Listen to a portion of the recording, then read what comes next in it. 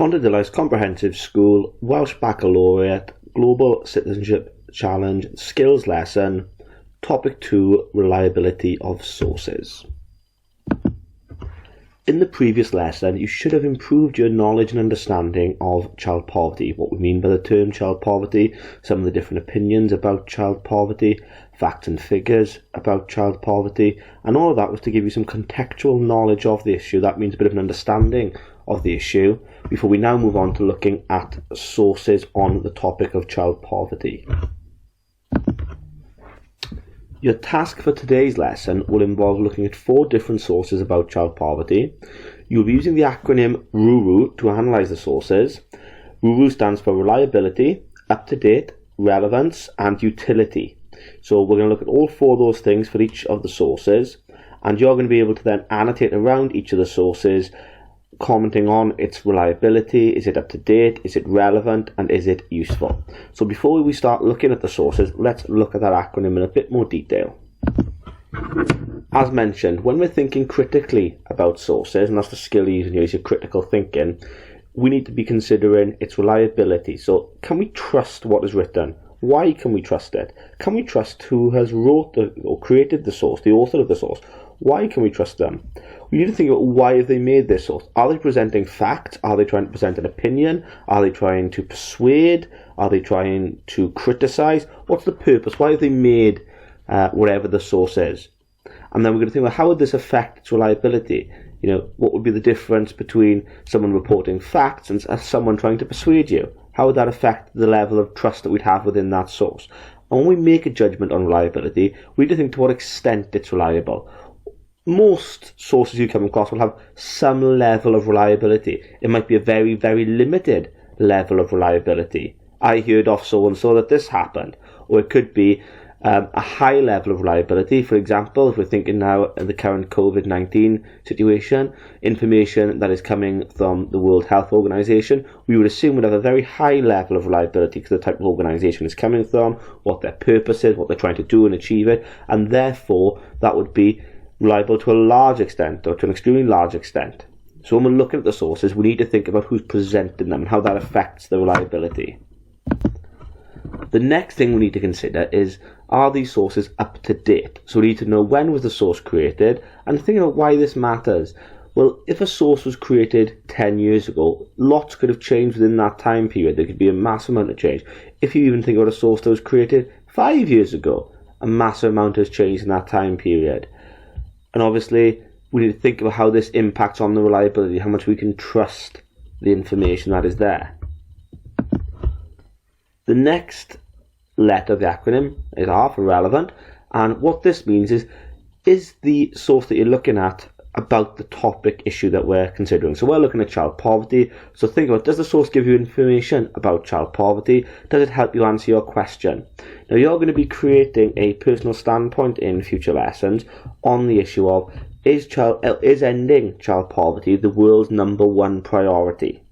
So when you're analysing this source and thinking about its relevance, look at the source and think, does this source give me information about child poverty and the impact of ending child poverty? That's what you're looking for. Obviously, the source could be talking about child poverty, but it might not be relevant to the topic question that you have about this. Is ending child poverty the world's #1 priority? So think about that. The final letter is U, useful, and this is where you get to say how you would use this source to answer your question. So while it might be relevant what is being said, is it actually useful? Can you use this information to argue the case that ending child poverty should be the world's #1 priority? Or to provide a counter-argument as to why it's not the world's #1 priority? Think about the origin. So obviously it's looking back. Some of the things we've talked about for the reliability. Is this an expert in child poverty speaking? Or is it a member of the public giving their opinion off the street? Why do these things matter? Why is that going to affect how useful it is? If it's a member of the public, well, it is useful just because it's not from a doctor or from a politician or from someone trying to change things. It could show you the public's perception of the issue and what the vast majority of the people in this country and the world might think about the issue of child poverty. On the other side, somebody who's campaigning to end child poverty, are they going to be telling you all the facts, or are they going to be picking the facts that would make you believe in their cause and try and persuade you of the issue? So these are the things that you really need to start thinking about. Okay, when you think about the origin, think about what this person is trying to achieve by creating this source. Very similar to what we said about the reliability, but also think about how useful it is. It could show you how useful a source is being used by somebody to persuade you that child poverty needs to end around the world and it should be the number one priority. So think about these things while you're analysing the sources. In front of you now, you should have the pupil booklet open for task 2. The booklet contains 4 sources that you will be required to analyse, considering the things that we've just discussed: the reliability, the up-to-date, the relevance and useful. So looking at your screen right now, you should have in front of you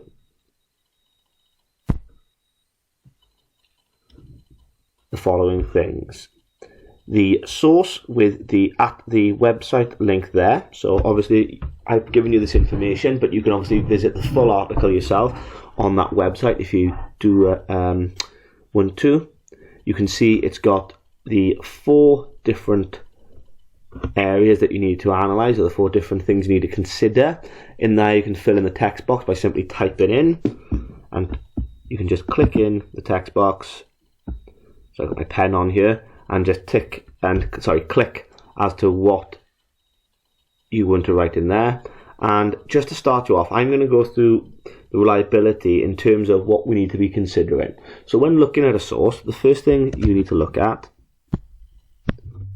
is the website address. What do we know about that? BBC, the British Broadcasting channel. So we should have a bit of knowledge about the BBC. We should, what's our opinion on the BBC?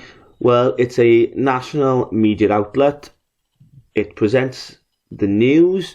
It is going to be impacted somewhat. It is not always going to tell us the full story. However, it should have a very good understanding of the issue. People can challenge what it has said. So it's got to be quite accurate, because people will come back and criticise the BBC if it doesn't present information in the correct manner, or presents things that maybe are inaccurate, unfair. And it gives us, quite a good starting point, I would say, in terms of reliability. It's a recognised name. It's not a Wikipedia page. It's not a random website. The journalist there would have to have fact checked. We've actually got a name for the journalist here, which you can note here, Hannah Richardson. Not somebody I know a great deal about, but you can see I can undo that actually, because I'm going to change my highlighter tool. I do apologise. So Hannah Richardson. It's also got there the date, 26th of March 2019. In terms of being up to date, then we know it's within the last 2 years, which I would say would qualify for being up to date, or as up to date as can be. Often, when we report facts and figures, the 2019 data isn't presented until 2020, so it's within the 2-year range, I would say. Obviously, though, it might potentially, within the next year become out of date and might not be as up to date as we would require it to be. Going back to who created it, well, it's by Hannah Richardson. I don't know who this lady is, but she's BBC News, Education and Social Affairs reporter, so she's a journalist. So she would have to be able to cite her sources, say where she got information from. Therefore, you would look to say that this source would be reliable to a large extent, is the argument you could make here, I believe. Now, if you feel that there's a counter-argument to that, well, actually, no, it's not that reliable because I think this about the BBC, that is fine. You can present that information. What you need to do, though, is state why you're saying that, why you don't think that it's reliable, why you don't think we can trust a website from the BBC. So, I'm going to change my colour now just to emphasise the sort of things that you need to be considering here. We've sort of covered reliable and up to date. We're now going to look at relevant. Well, straight away, the headline jumps out to me: nearly 3 million children in poverty. We know this source is talking about child poverty, so we're hoping it's going to be relevant. And as we dig into the source, the first line says a record 2.9 million children from working families are living in poverty. Okay, after parents have been paid. So that means that 70% of all children who are in poverty are from working families, and it shows an increase of 67% on the previous year. And it's saying that it's actually now impacting more on younger children, under 5. Okay, and then it says the government's priority is tackling child poverty, ending child poverty. So we've got quite a lot of relevant information here. It tells us that in the UK, that there's 2.9 million children from working families living in poverty. It says that once housing costs have been paid, there's very little money left remaining. And it also shows us that the people living in poverty, in terms of children, are the under 5s, they're very young. And it tells us that the government is planning to tackle poverty. So we've got quite a lot of relevant information here about child poverty.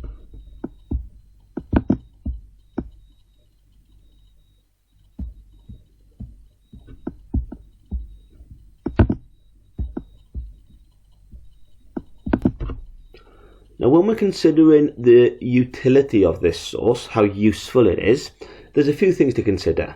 It's from the BBC, a national broadcasting channel, so it's going to be quite useful to show what the national picture is in relation to child poverty for Britain. It doesn't tell us anything about global child poverty, but it tells us what's happening within this country. So it's useful for understanding maybe poverty in the UK, not necessarily poverty across the world, only within our country at the minute. It gives us some facts and figures, which are always useful. Facts and figures are useful. However, it's what they're used for that's important. What's useful here? Well, it tells us that 2.9 million children from working families are living in poverty. So what's that tell us? That children in working families are in poverty, which might shock you. It might come as a surprise, okay? Because often people's opinion is, people who are poor, people who don't have jobs. Well, this is telling us that people who have jobs don't have enough money and are in poverty. Also tells us that it's very young children who are affected by poverty, and this is quite useful because obviously the effects of poverty probably hit quite hard on very young children in terms of development, nutrition, etc., etc. And it also tells us that the UK government said tackling poverty is its priority. So it shows that the British government is recognising the issue of child poverty and wants to do something about it. So it's useful for understanding those areas of poverty. But when we consider utility, one of the things we need to consider is, what doesn't it tell us? So what this source doesn't really tell us is, what are the causes of poverty? Yes, it's saying that working families are in poverty, but why are these working families in poverty? Okay, why are these children in poverty despite their parents working? It doesn't tell us the effects of poverty on these young people. It doesn't tell us what the government's planning to do. It says it's tackling it as a priority, but it fails to say what it's going to do about the issue. And remember, this is only telling us about the UK. It is not telling us about poverty on a global scale, which is what you need to be addressing. So whilst there's some useful information here in terms of understanding the issue in Britain, we don't necessarily have the detail that we would need to understand child poverty and the global issue as a whole.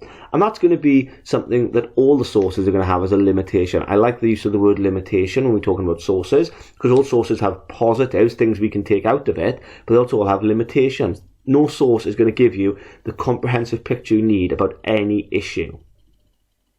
So, what I'd like you to do now is attempt to analyse sources B, C and D.